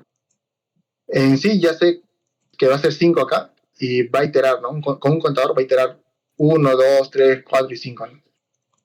Dentro del while podemos ver otras condiciones que sería la de break, que es romper bucle, y un continue que itera, ¿no? Si se dan cuenta que hay un bucle while que es true, o sea, un bucle infinito, porque siempre vas a cumplir con la condición que es verdadera y va a ir contando. Y cuando llega a 5, rompe con el break, como se muestra en la salida acá, ¿no? El contador primero es 0, 1, 2, 3, 4 y rompe, ¿no? No mostraría el 5 porque rompió ya antes de mostrar el 5, ¿no? Antes de seguir con la siguiente iteración, ¿no? Porque en la siguiente iteración, cuando hay 5, rompe, pero si no hubiera roto, hubiera mostrado el 5, ¿no? Y con el continue es parecido, pero solo que con el continue se salta, ¿no? Ya no rompe. La salida es así, ¿no? Rosita dice, si das clases de programación, antes, esta es una clase de programación, pero ahí estoy enfocado en temas. No, Estoy enfocado pero ahorita en otros temas. igual, amigos, se puede coordinar si es que vemos bastante interés en la comunidad. Por ahí armamos algo con Kevin, así que no hay problema. Igual Kevin está en la comunidad y fácil armamos por ahí, que tenlo en cuenta y de repente lanzamos un cuestionario y ver cuánta gente hay interesada. Pues. En base a eso ya organizamos. Kevin, sí. Si es que puede, ¿no? También hay que Allá, ver los horarios. mi nombre es Kevin Tupagüero y estudio la carrera de Ingeniería de Software en la Universidad Nacional de San Marcos. Actualmente me encuentro cursando el 9º ciclo, ya casi 10º, y me faltan 28 créditos para la universidad. Y tengo experiencia, ya casi más de 2 años de experiencia dictando, ¿no? Cursos de programación, inicialmente en la facultad de industrial, en la facultad de eléctrica y mayormente en las facultades de ingeniería, ¿no? Como resolviendo exámenes y resolviendo proyectos, ¿no? Para proyectos finales, proyectos parciales, ¿no? Y también he dictado la clase de análisis y diseño de algoritmos en mi facultad como ayudante de cátedra, ¿no?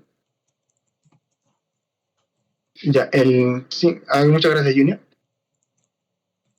Ya, ahora seguimos con la explicación, vamos a ver los bucles for, que sería lo mismo que un bucle, como mencioné anteriormente, solo que en este caso sí se sabe ¿está? Es ideal cuando sabes de antemano cuántas iteraciones necesitas y cuántos trabajas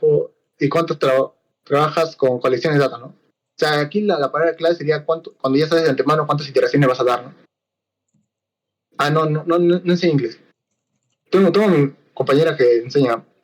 Si entran a la comunidad, le puedo pasar el dato. Y ahora un bucle for es de la siguiente forma, ¿no? Un for, el número y in en número, ¿no? O sea, el for, el iterable, ¿en dónde, no? En dónde se va a iterar, ¿no? Mayormente se itera dentro de listas, tuplas, cadenas, rangos, ¿no? En la actualidad sé varios lenguajes, pero lo que más domino es Python y C++, ¿no? Cuando un curso de analítica de datos, eso sí, ya más veo posiblemente, pero el lengua de señas también sé, ¿no? Tengo mi certificado en mi LinkedIn que validado por la Universidad San Marcos, que es el lengua de señas. Ya, luego vamos a ver luego parte de enumerate, que es el índice y el valor, ¿no? Donde en este caso sería el for, donde índice y la fruta, enumerate frutas, ¿no? Lo que nos traería que sería el índice, o sea, la posición donde se encuentra el valor y el valor. Ya, luego ya contesto las preguntas que están mencionando en el chat, ¿no? Para no extender tanto la clase. Y así funcionaría en enumerate, ¿no? Cuando quieres saber el número del índice y su valor, ¿no? Mayormente esto nos sirve cuando somos analistas de datos, científicos de datos, y queremos, y nos dan, ¿no? una lista con el índice donde se encuentra esa fila, ¿no? Mayormente esto es para filas, ¿no? Ahora el rango sería iterar sobre el rango asignado, ¿no? Que sería desde un rango, ¿no? Mayormente comienza desde 1 desde 0 hasta el número que se le asigna menos 1, ¿no? No sé por qué menos 1 a pero siempre es así, ¿no? Así se le ha programado ya dentro de su código a Python, ¿no? Sería for i en el rango de 0 hasta 4 en este caso, ¿no? ¿Por qué 5? 5 menos 1 es 4, ¿no? Entonces lo que te mostraría la salida sería esta, ¿no? 0, 1, 2, 3, 4, ¿no? Y esto es importante para qué? Cuando quieres iterar dentro de un rango, ¿no? Digamos que DNI de personas tienen un rango, ¿no? Que cumplen con este DNI, ¿no? Dentro digamos que mi código universitario sería desde el 21 tanto, hasta el 21 tanto, ¿no? Entonces, dentro de ese rango están los de mi base, ¿no? Y puedes iterar dentro de ese base, ¿no? ¿En for necesitas algo para iterar? Sí, en for lo que necesitas para iterar es algo iterable, ¿no? Y algo iterable, como mencioné anteriormente, es una lista, una tupla, una cadena, un rango y etcétera, ¿no? O sea, aquí en este caso, números es la variable que se va a iterar, ¿no? Y número es la iterable que entra dentro de cada valor y muestra, ¿no? En la pantalla, ¿no? Y este es otro de rango, pero ya modificado, donde va en 2 en 2, ¿no? Puede ir en 3 en 3, en 4 en 4, en 5 en 5, ¿no? Y lo que te mostraría aquí sería el 2, el 4, el 6 y el 8, ¿no? Y con eso ya tenemos claro, ¿no? La diferencia entre un while y un for, ¿no? En el while lo que buscamos es la condición que no sabemos, es la que no sabemos hasta cuándo se va a iterar, ¿no? Pero sabemos la condición que debe cumplirse para que acabe las iteraciones, ¿no? Y para el caso del for, sí sabemos ya de antemano, o sea, ya sé cuántas veces se va a iterar esto, y no, y no tiene, la condición que se cumple sería puede cambiarse, ¿no? Pero mientras se utiliza ya esto en analítica, en ciencia de datos, ¿no? Para ir dentro de una tabla, ¿no? Y iterar parte por parte y ir analizando, ¿no? La construcción de gráficos también sirve, ¿no? Un forma. En sí, creo que habían dicho, el while no necesita el incremento. Por ejemplo, puedes usar while cuando estás esperando que el usuario coloque un valor correcto, ¿no? Eso del while necesita un incremento, o sea, hay casos, ¿no? Donde no necesita y otros casos que sí necesita, ¿no? Por eso. Pero aquí utilizar un ejemplo donde sí necesita, ¿no? Para cerrar. Pero digamos que dentro del while hay una condición así, ¿no? Como el break. Ahí en este caso no necesita, ¿no? Si el usuario ingresa hasta como validación, ¿no? Sería, ¿no? Un caso de validación, ¿no? Pero dentro del Python no hay el do while, ¿no? Que sería otro ejemplo. ¿Cuándo utilizo el for? Ya expliqué ahorita, pero de nuevo repito, el for se utiliza cuando sé cuántas veces voy a iterar, ¿no? En este caso, sé que voy a iterar dentro de esta lista un valor entero. Y cuando no sé cuántas veces voy a iterar, voy a utilizar un while. Mayormente siempre iteras en valores enteros, ¿no? No puedes iterar dentro de 2.3 veces, ¿no? O sea, iteras sí o sí siempre dentro de un valor entero, ¿no? Por ejemplo, para un login puedes usar while. Podría como un while. Esperas que cumpla una condición y termine el while. O sea, sí, ¿no? Pero un login, creo que un login ya, o sea, ya, la parte más avanzada ya sería validación de datos con SQL, ¿no? Sería una petición hasta que cumpla con la condición. Ajá, sería una condición. Pero ahí creo que sería un do while, ¿no? Pero igual, ¿no? Dentro de un while sería, ¿no? Un true, luego un break, ¿no? Hasta que cumpla la condición, ¿no? De que el usuario haya puesto su ID y su contraseña correctamente, ¿no? Ahí sería la utilización de un break, ¿no? Para romper el bucle y salir y seguir con el código, ¿no? Ajá. Y ahora pasando a la parte de ten ingenio, ya esta es una parte más de lógica.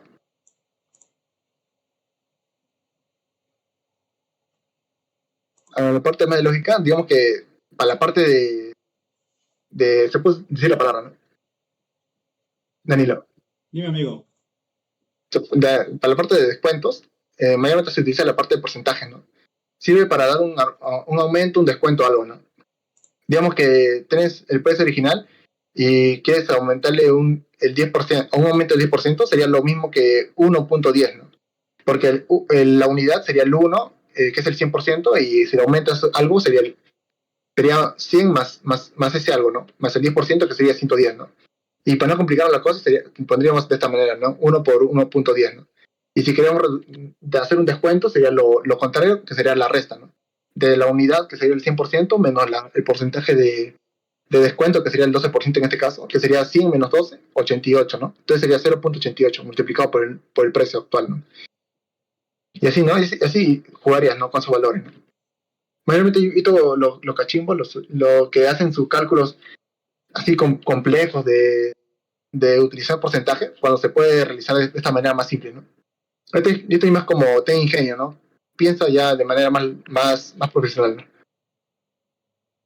Otro caso es aquí esta parte sí quisiera que presten atención porque es la parte más importante dentro de esta clase, que es la parte de utilizar el divisor, ¿no? Ajá. ¿Quién será main? Ya, aquí utilizamos, ¿no? Que es el D de X, sería el dividendo, Q de X, que sería el cociente, y R de X, que sería el resto, ¿no? Esto se puede traducir en el cálculo de la división entera y el resto utilizando los operadores de división. Doble asterisco. Este PDF lo voy a subir a mi repositorio de Python que he creado en mi GitHub, que está más arriba. Ahorita lo voy a pasar. Ahí voy a hacer el anuncio. Ajá. Todo está. Todo de ahí es a mi autoría, ¿no? Sí, no quiero plagios. Amigos, el material que está haciendo Kevin, que está explicando, al final de la clase la va a compartir en el grupo de WhatsApp. El link del grupo de WhatsApp está en mi descripción. ¿Ok? Está su GitHub, su LinkedIn y también todo este video y una clase y las primeras horas de la clase hubo un pequeño problema técnico, pero igual se van a unir ambas grabaciones porque ambos está grabado y se va a subir al canal de YouTube. El canal de YouTube se llama Datanilo. Y ya está, amigos. Ahí está su material y todo. Continúa, amigo. Ahora, ¿qué podemos hacer con la parte del resto y la división exacta, ¿no? Digamos que quiero saber si un número, me dice, si divido dos números, puede que me dé un resto, ¿no? Digamos que 4 es divisible entre 2, ¿no? Pero 3 no es divisible entre 2, porque te da un resto, el resto te da 1, ¿no? 30 es divisible entre 7, no es divisible entre 7 porque te da un resto 2, ¿no? Entonces, para que cumpla con la condición de que un número es divisible entre otro, tiene que darte el resto 0, ¿no?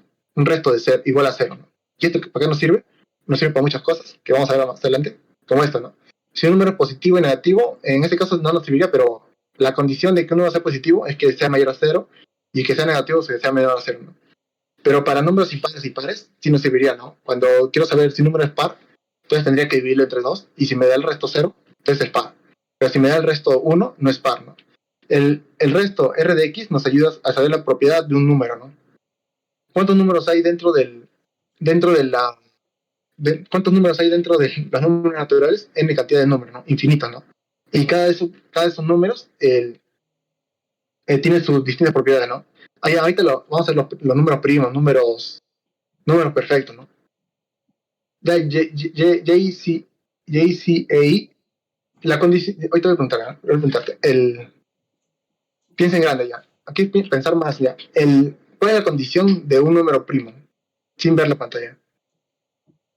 ¿Qué tiene que cumplir un número primo? Ya, Danilo, tú dime, ¿cuál es la condición de un número primo? ¿Qué hace un número primo? ¿Qué es la naturaleza de un número primo? Uy, amigo. ¿Por qué se le dice número primo? Yo tampoco lo sabía, pues. JC y puedes decirme nada, no porque tiene prima. ¿Cuál sería la condición para que un número sea primo? Que tiene únicamente 2 divisores. ¿Y cuáles son estos 2 divisores? El mismo y 1. Creo que estás leyendo. Sí, amigo, lo googleé. Ajá. Ya, la condición de que un número para que sea primo es que tenga 2 divisores. ¿Cuáles son esos 2 divisores? Sería el 1 y el mismo número. Entonces, los números primos tienen una característica clave, que sea, solo tienen 2 divisores, el 1 y el mismo número. Eso significa que no pueden ser divididos exactamente por ningún otro número. Ejemplo de esto son estos números que son del 1 al 100, pero son los números primos dentro de ese rango, ¿no? Razonamiento matemático es importante, sí. Ya, la cosa es que estos son números primos, ¿no? Y aquí está un código que representa esto claramente, ¿no? Como se le expliqué a Joao esa vez, digamos que el usuario ingresa un número y quiere saber si es primo o no es primo. Entonces va a iterar dentro de este bucle. Pero ¿cómo itera? Va a iterar desde el 1, desde el número inicial hasta el mismo número, ¿no? Hasta un número más 1, ¿no? Como bien mencionaba antes, vamos a utilizar rango. Rango es desde el 0 hasta el mismo número, ¿no? Pero en este caso he puesto 1, ¿no? Entonces sería desde el 1 hasta el... ¿Qué lenguaje es? Este es Python. Vamos a iterar desde el 1, va a haber un rango desde el 1 hasta el mismo número, ¿no? En este caso, digamos que el número es 3. No, ¿qué número? Un número pequeño, Danilo. 2. Porque no quiero... No, pero no tan pequeño. Ya digamos 7. 7 es un número primo, no es un número primo. Con nuestros conocimientos ahorita sí es un número primo, ¿no? Pero vamos a validarlo mediante programación. En programación, ¿cómo sería? Si el número es 7, entonces va a ir desde el 1 hasta el 7. Entonces, número desde i, que vale 1, y va a ir aumentando. Va a ir aumentando, o sea, es como un contador acá, ¿no? Estamos utilizando un contador también acá. Va a ir aumentando por iteración, ¿no? O sea, el i va a ir desde el 1, el 2, 3, 4, 5, 6 y 7. Porque aquí en el rango se lo estoy pidiendo, ¿no? Entonces va a ir dividiendo, ¿no? Y como mencioné anteriormente, en la parte de divisores, si el resto es 0, entonces es divisible entre ese número, ¿no? O sea, esos dos números, el número es divisible, ¿no? Entonces, primero 7 es divisible entre 1, verdadero, ¿no? Entonces aumenta en 1 el contador, ¿no? 2 es divisible en la siguiente iteración. 7 es divisible entre 2, no, porque te da 1, porque daría 1, ¿no? Entonces no es divisible, ¿no? A la tercera, con 3 tampoco, con 4 tampoco, con 5 tampoco, con 6 tampoco, y con 7 sí.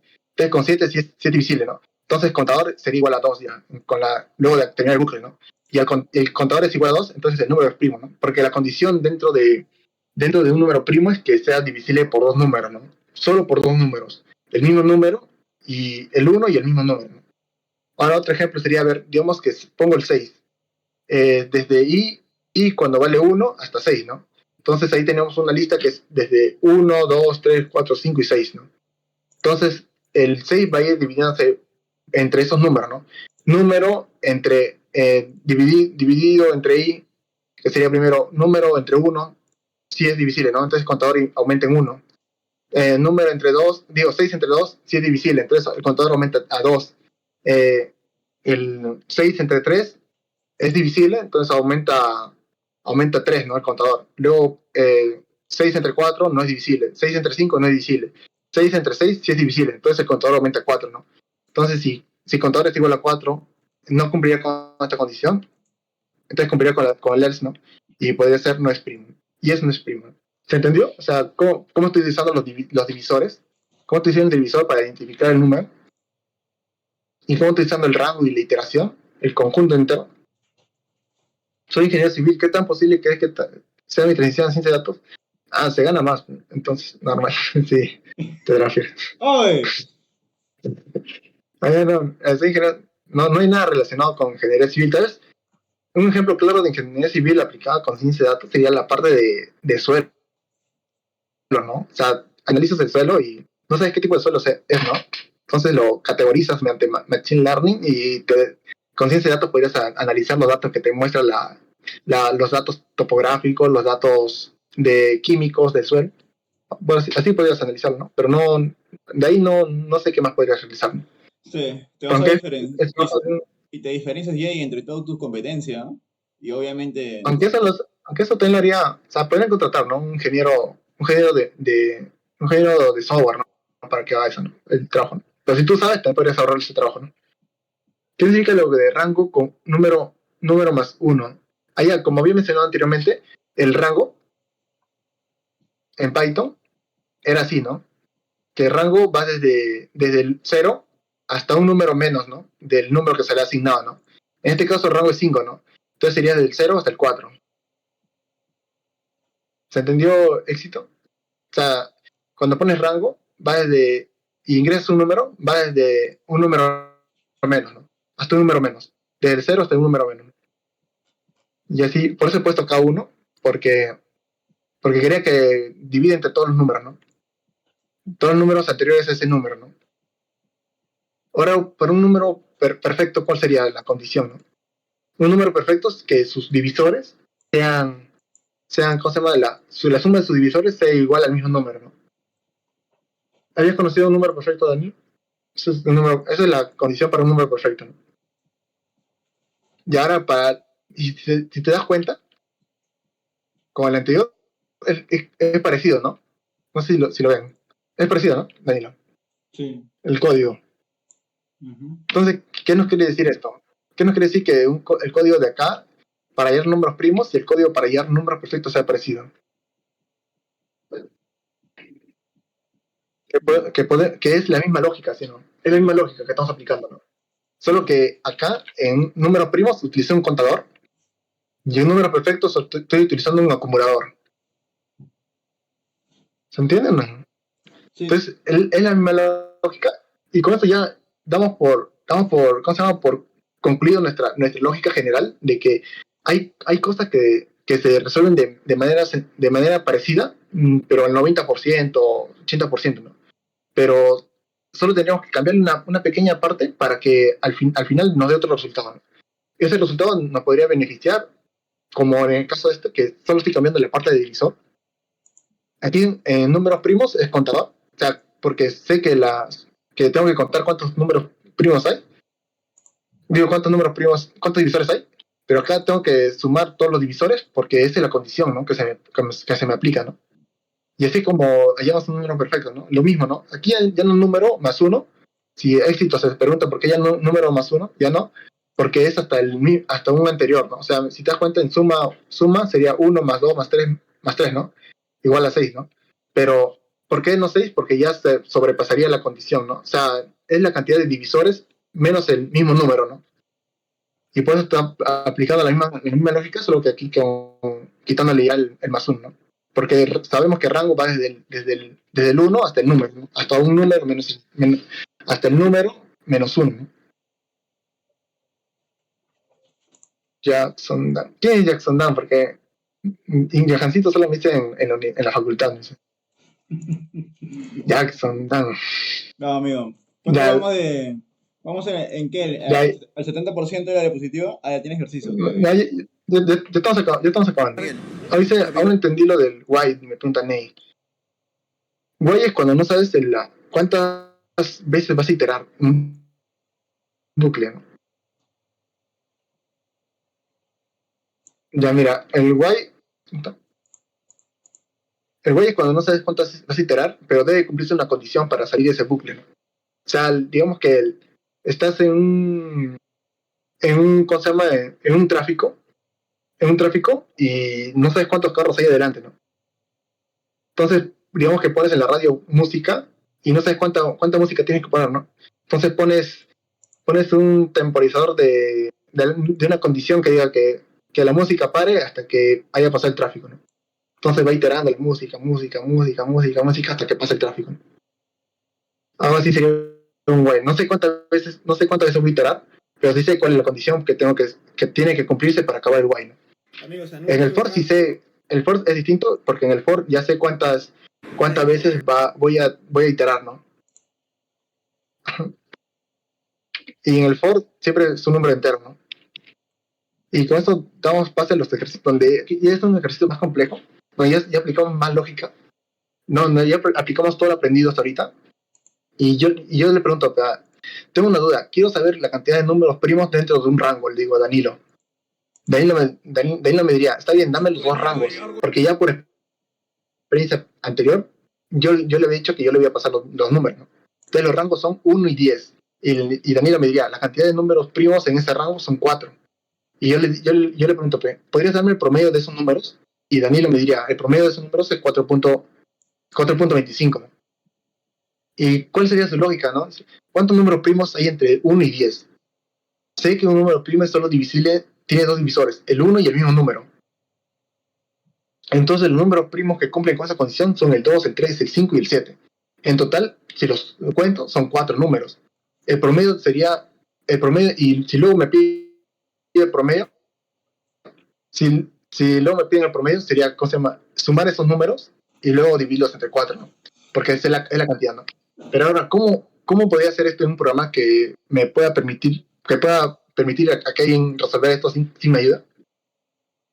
¿Cómo lo pensarían ya que ahora ya saben lógica de programación, ¿no? Con todo lo que he explicado hasta ahorita?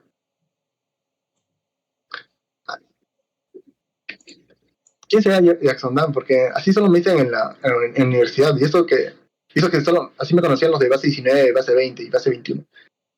Ya, la cosa es que Sigamos, amigos, sigamos. los cachimbos no me conocen así. Es raro que Jackson. Ya.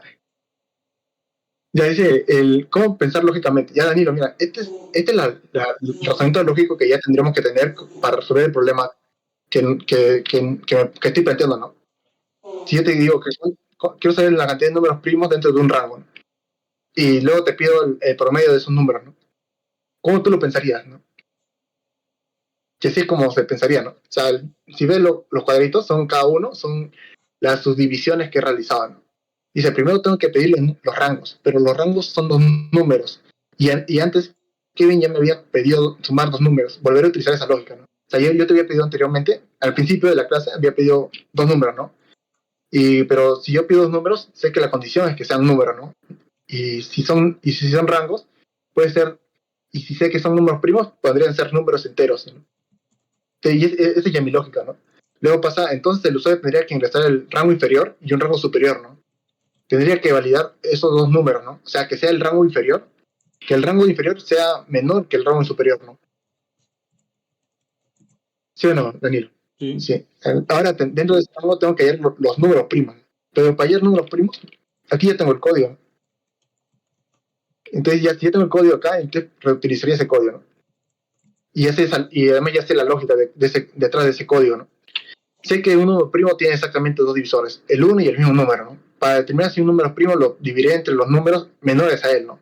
Porque ya mi lógica ya me lo dice que tengo que hacer eso, ¿no? Y encontraré sus dos divisores. Y si solo tiene dos, entonces será un número primo. Luego utilizaré un contador, como expliqué acá, un contador. Luego utilizaré un contador para ver la cantidad de veces que cumple con esa condición de solo 2 divisores, ¿no? Pero también me piden el promedio, así que utilizaré un acumulador para guardar la suma de esos números que cumplan con la condición, ¿no? Al final, tener, al tener por una parte la cantidad y por otra parte la suma, utilizaré las dos variables. O sea, ya calculé cuántos números cumplen con esa condición de que son números primos, ¿no? O sea, digamos que dentro de este for pongo acá, ¿no? Un contador más, ¿no? Para esto, ¿no? Y ya tengo los números que cumplen con esa condición, ¿no? Luego, esos números que cumplen con la condición los meto en un acumulador, ¿no? Entonces, he hecho un contador, utilicé un contador para calcular la cantidad de números y utilicé un acumulador para sumar todos esos números, porque al final me está pidiendo el promedio, ¿no? Pero el promedio sé que es la suma entre la división, ¿no? Entonces, con eso ya daría por concluido mi lógica, ¿no? De usar un acumulador y un contador. Y esto es lo que yo utilizaría el programa, ¿no? Según, si tú crearías el programa, sería, ¿no? Ingresa el rango inferior, ¿no? 1. Ingresa el rango superior, 100, ¿no? La cantidad es 25, el promedio es 42.4, ¿no? Y así es como se resolvería un programa de programación utilizando la línea. Y con eso doy por concluido la clase de hoy día de lógica de programación. Espero que se haya entendido y los puntos claves dentro de la lógica o cómo pensar con programación, utilizando nuestra experiencia desde pequeños, o nuestra experiencia que vamos adquiriendo día tras día, para poder ¿cómo se llama? Resolver problemas cotidianos, pero también esos problemas cotidianos pasarlos a programación, ¿no? Y esos son mis contactos, ¿no? O sea, mi LinkedIn, si Daniel lo puede compartirlo, sí, compartir en pantalla. Mi GitHub y mi número de WhatsApp. Pero no resuelvo exámenes. Ya no resuelvo exámenes. A ver, yo voy a compartir levemente. Primero, amigos, quiero agradecer a Kevin. Kevin, muchísimas gracias por haber dado esta masterclass. Ha durado casi 2 horas, amigos. Es la primera vez que alguien se toma el tiempo de explicar tanto y tan detalladamente. Así que te agradezco, Kevin, por estar acá y también por estar en la comunidad, ¿no? Constantemente aportando valor. Amigo, gracias, en verdad. Y Kevin está, amigos, en el grupo de WhatsApp. Si es que quieren hacer alguna pregunta, ahí está. En el grupo de WhatsApp también voy a compartir su LinkedIn, voy a compartir su GitHub. La parte mi repositorio que he creado para la clase de hoy día. Aquí en sí lo que van a encontrar en el repositorio son ejercicios resueltos de CS50. Por ejemplo, este es un ejercicio de CS50 de Harvard. Otros son estos que tengo resuelto para la certificación que me dan, que está acá, ¿no? ¿Dónde está y este es mi LinkedIn, ¿no? Donde está mi experiencia, que no. Y aquí también mi constancia de que fui en Decatur. Sí, se ven. Curso de diseño de algoritmos para los chicos de quinto ciclo, ¿no? De la Facultad de Sistemas, ¿no? De ahí también certificados que tengo Muestra de tu IBM. LinkedIn, tu nombre en LinkedIn, por favor. Esta sería ¿Dejarlo saber? No, no. Ese es mi link. No, ajá, ahí déjalo. Amigos, ese es un LinkedIn de Kevin, ahí pueden escribirle si tienen alguna duda, proyecto, trabajo, etcétera, etcétera, etcétera. Ahí le escriben a Kevin. Igual Kevin también está en el grupo de WhatsApp. Si se quieren unir al grupo de WhatsApp, el link de WhatsApp está en mi descripción. Únanse ahí está toda la comunidad de datos. Y casi como Kevin, también hay más personas ahí que son amantes de datos, ¿no? Nada, Kevin, muchísimas gracias, amigo, por estar en la comunidad, por pertenecer acá y por tomarte el tiempo de dar esta masterclass muy detallada.